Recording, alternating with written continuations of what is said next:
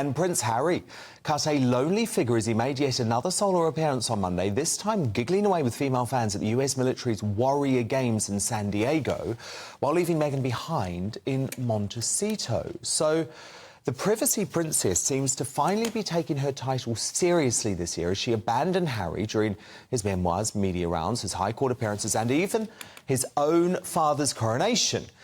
And Harry's wife isn't the only one keeping him at arm's length, with King Charles reported to be sad, bewildered and increasingly frustrated by his tearaway son's destructive behaviour, while the Duke will not be invited to King Charles's birthday parade this weekend. So, Angela, this is going to be the first time that Harry has been banished from this event. That seems like quite a big deal. But do you get the sense that the King is still not taking a tough enough line? Well, I think he has to tread very carefully, firstly for himself, because he is a monarch and he is a father, and it's very hard to take your love of a child, even if you feel that you absolutely hate what they're doing. But I think, and I actually hope, that he will take action now after the court case, because I was incandescent when I heard that Harry had said that the United Kingdom now, because of the press and because of the government, was on rock bottom. Yeah. I thought, how dare you say that about my country? And it's the lowest of the low. It is the lowest of the low. It also shows that he doesn't give a damn about royal protocol. And also, can I just say, he doesn't give a damn about democracy, does he, Angela Levin? Because this is a man that doesn't believe in the First Amendment in the US, and he clearly doesn't believe in the British public's right to vote for a government. He won't believe in anything Meghan tells him not to believe. I don't think we really know underneath there what he feels. Well, he claims to be anti-Brexit now, though, doesn't he? Well, he just keeps changing his mind because he's just following what he's told to do. But I think that King Charles has been able to hold the nastiness that his son has thrown at him because it's just him. You know, it's been awful for him about Camilla and his William and all those, but he's been able to hold it. But I'm sure that he won't allow Harry to carry on like that.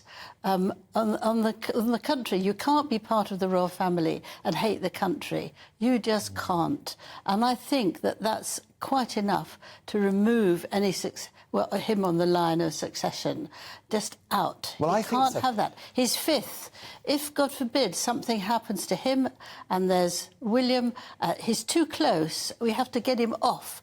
It's a bit pointless taking away him, you know, the Duke of Sussex, because he'll still be Prince. You can't away Prince. And Meghan if he's just becomes Princess. And Meghan becomes Princess. Which is don't want dream. that, yes. But I think that he can't be in the line. He just can't be. I mean, it would... And I think even before it makes an effect on the King, that he has a son who has no manners whatsoever, who hates the country he's in and doesn't care a hoot about his father. No respect whatsoever. Well, it's interesting. I was just looking at those pictures earlier of the coronation, and Charles and the royals apparently found it quite hilarious that Harry was banished to the third row, and actually the plume of Princess Anne's hat covered his face, and they found that very funny. And that is funny, because Harry would have felt furious about that, but it's still not enough, is it? It's quite a small fry punishment. I mean, actually, personally, I believe that they should have it all stripped, and also their children should have their titles stripped too, because it's a joke that they're raising two kids in California, bringing them up, by the way, to despise the royal family, yet they're still prince and princess. Yes, I mean, they don't know them, they haven't been over here in things that they can remember.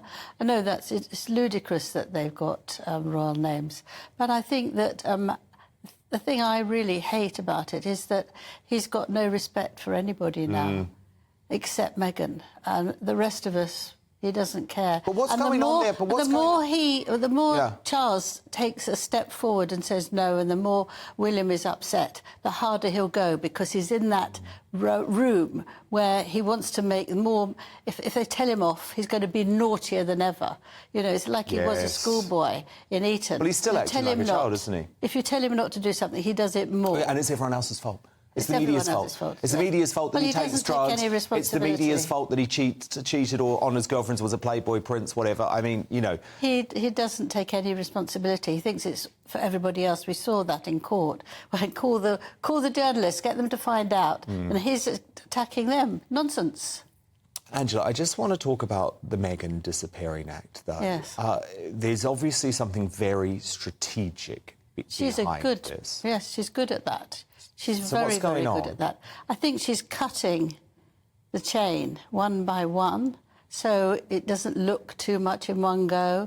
I think she doesn't want to just send him the engagement, the wedding ring in an envelope like she did with her first husband. I think she's doing it slowly, and she's making him now impossible to live with. And I think that if it happens, she's got the mental health, she's got him talking about the killing 25 people in Afghanistan, and therefore it puts him very vulnerable for people to attack him. That's his own fault.